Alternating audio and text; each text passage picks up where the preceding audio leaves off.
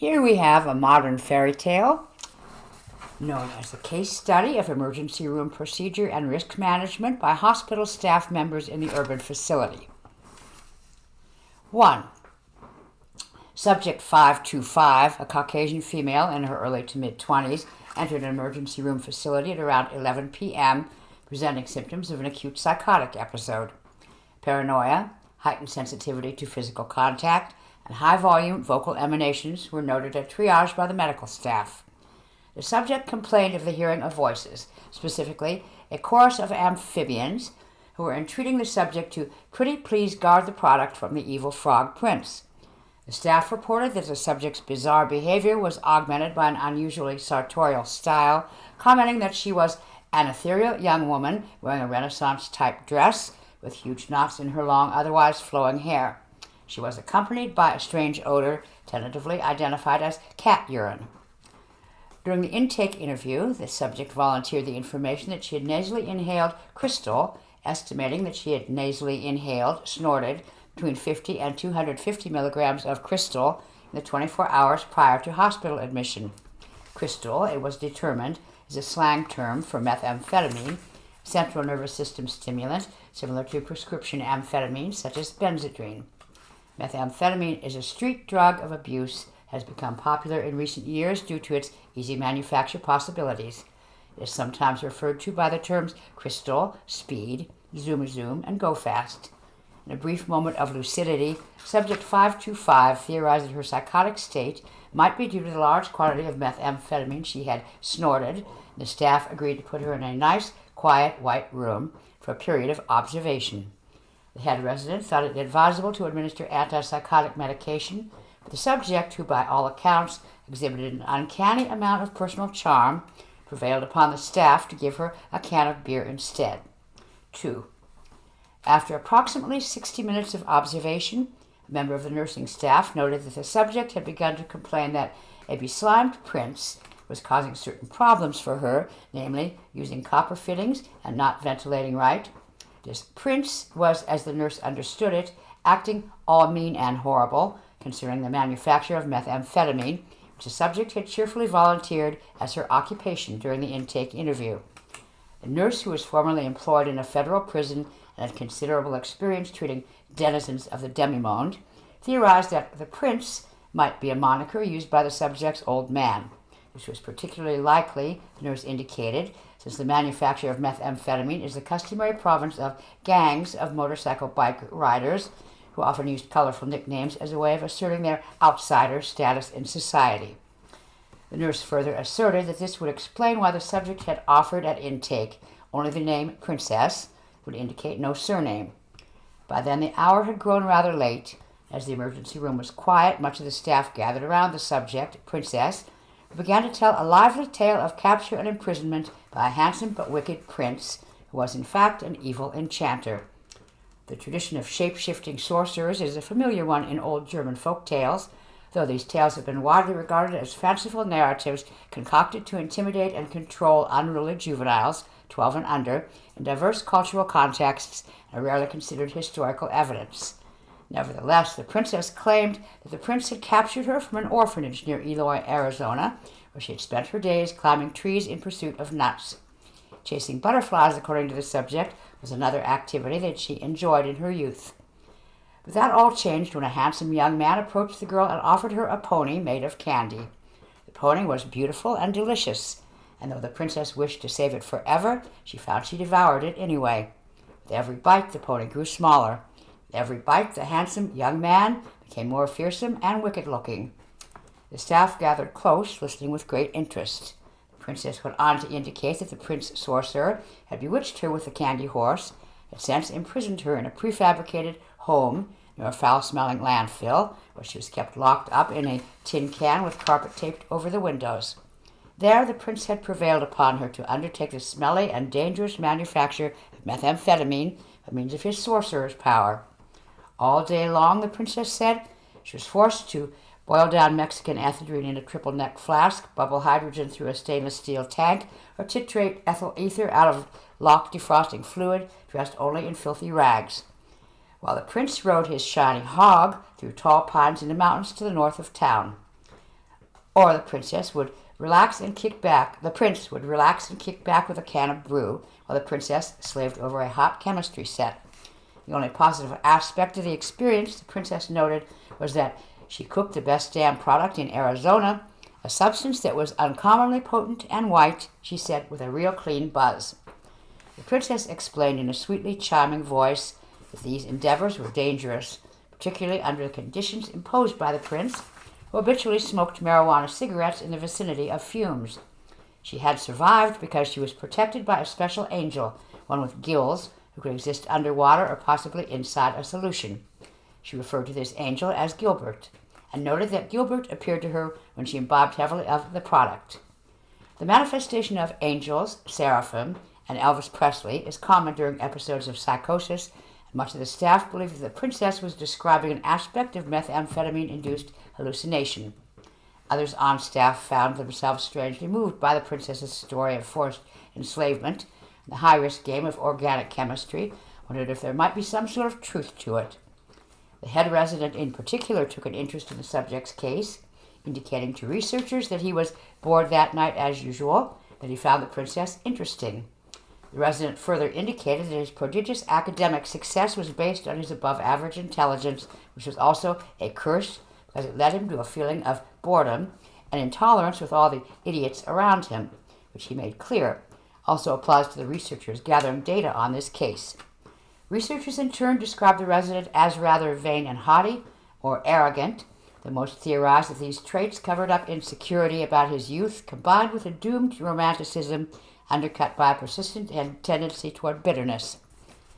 The princess was exhibiting fewer symptoms of psychosis, become quite comfortable in her surroundings, curled up in a nest of pillows like a cat. She said that she loved the medical staff, was grateful to them for helping to save her from the evilness of the prince, the pungent squalidness of methamphetamine manufacture. The head resident shuffled his feet and pointed out that the princess herself had actually contributed to her own care by wisely seeking medical treatment when she felt overwhelmed by drug-induced psychosis, whereas a lot of tweaked-out idiots just went ahead and did something stupid or violent. Then the two stared for a while into each other's eyes. It was then that the lateness of the hour was nervously remarked upon by all, and several staff members complained that they had been on duty for an excessive length of time. The princess made a general comment that her product could give a person a little pick-me-up that theoretically might make the staff members feel like they were operating at 150%.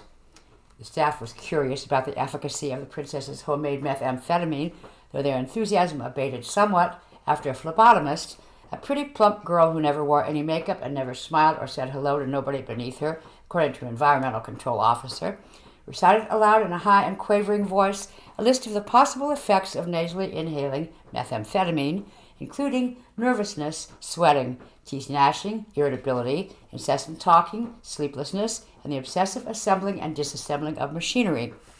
Interest swelled once again when the princess pointed out that the young phlebotomist had mumbled while mentioning one of the chief effects of the substance, euphoria. After that, the staff cleared from the small room where the princess was being kept, sequestered by herself, though occasionally a lone member would disappear inside to emerge a few moments later, wiping their noses with eyes unusually wild. Such staff members would also observe tidying their work areas, peering into the mirror, smoking cigarettes, and talking to one another with great animation and enthusiasm, but little content. The receptionist was observed taking apart a telephone so that she could clean it. The overall effect was that the staff was unusually energetic and happy. 3. Shortly before dawn, several nurses returned to the princess's bedside, where they adjusted the lighting in the small room to a warm glow bathing the subject. They worked with combs to untangle the knots in the subject's hair.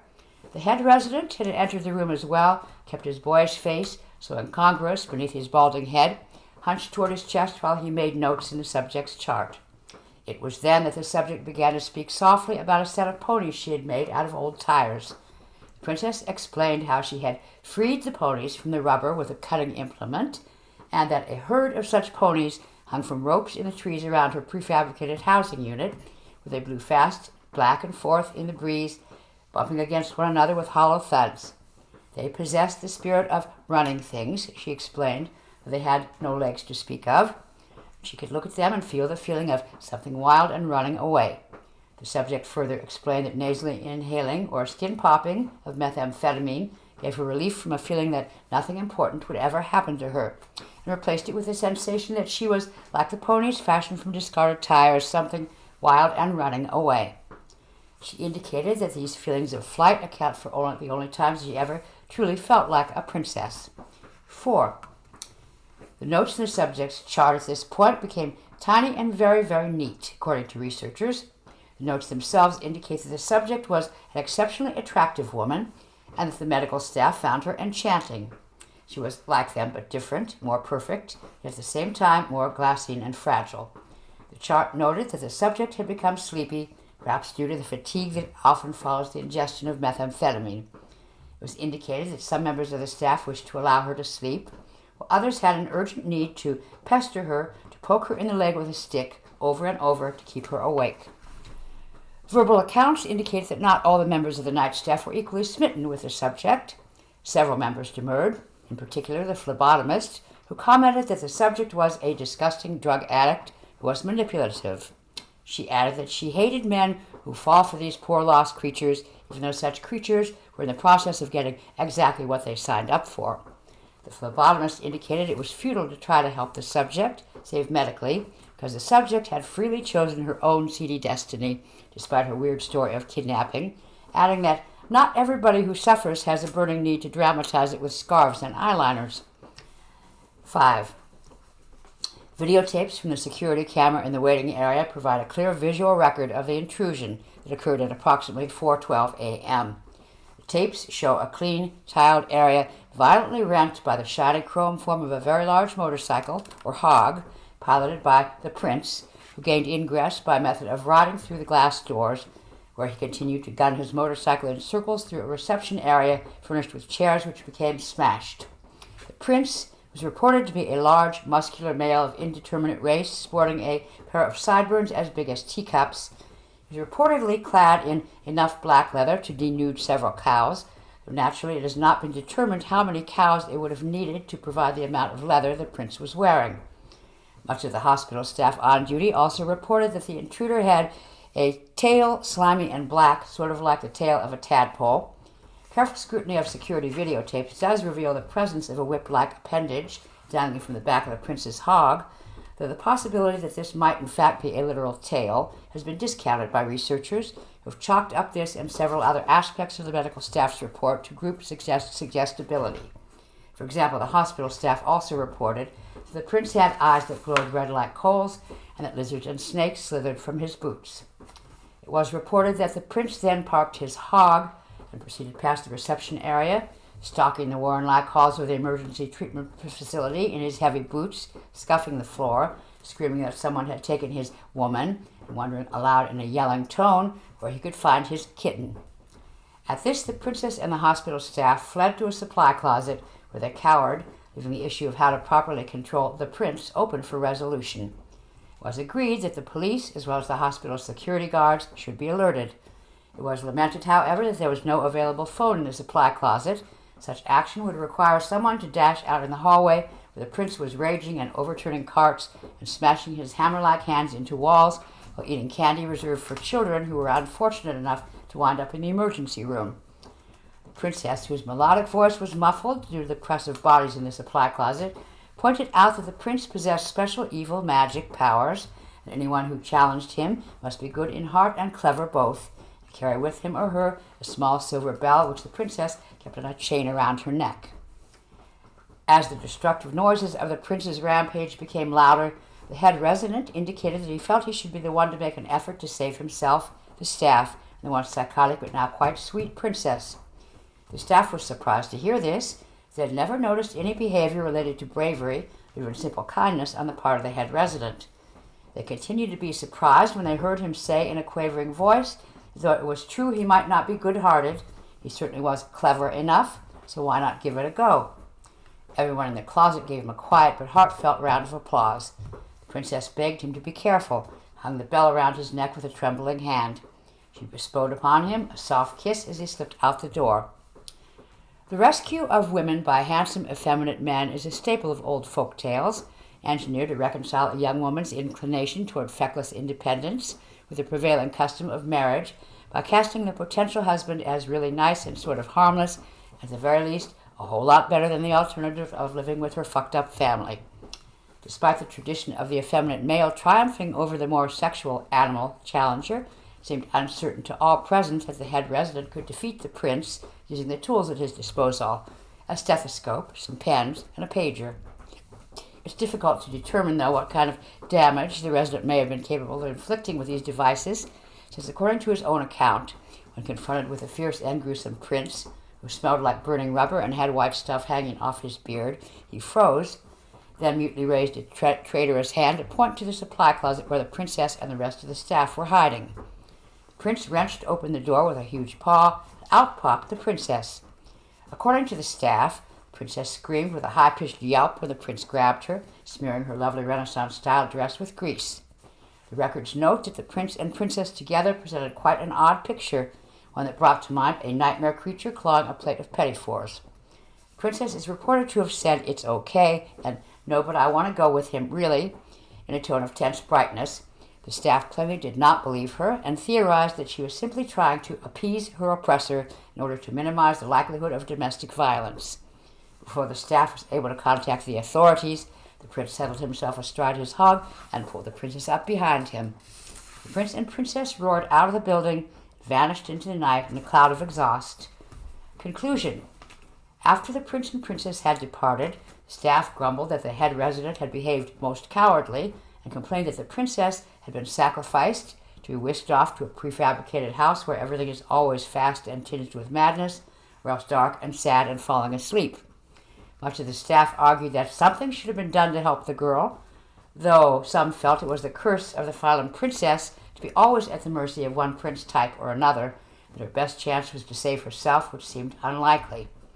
The resident, for his part, quickly aligned himself with a phlebotomist, agreeing that the princess was just an addict who would come in exhibiting drug-seeking behavior anyway, and implying in word and action that drug addicts were by nature less than human, so deserved whatever nasty fate they got. And he skulked off down a fluorescent-lit hallway with his hands shoved in his pockets, though he wore the silver bells around his neck to the end of his days.